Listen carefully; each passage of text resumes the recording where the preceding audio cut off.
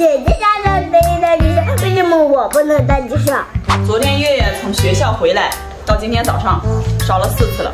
老苗这个二傻子，昨天都烧这么高，都烧到40度了。他早上买菜还带他去，你看回来我一摸又烧了。我们家月月发烧最幸福的时刻就是可以一边看电视一边吃饭，我还得亲自给他喂到嘴巴里。姐姐家的可以带去上，为什么我不能带去上？谁说你不能看呢？你现在不是正在看啊？哦，我还以为你不让我带了呢。妈妈让你看，还得给你喂饭呢。昨天都没吃。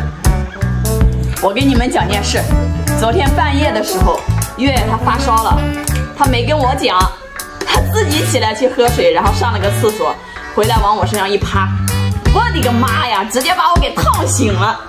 我给她量下体温，39度4。我根本不知道我会发烧，快40度了，还不知道自己是发烧了。那他哪知道啊？他肯定不知道，小孩他知道啥呀？刚刚我带他出去玩的时候，前面5分钟还在那里活蹦乱跳的，过一会儿我就看他坐在那个凳子上，一会儿就蔫了。我心里想，哦吼，不会又发烧了吧？然后我心想，我回来的时候指定要挨你骂。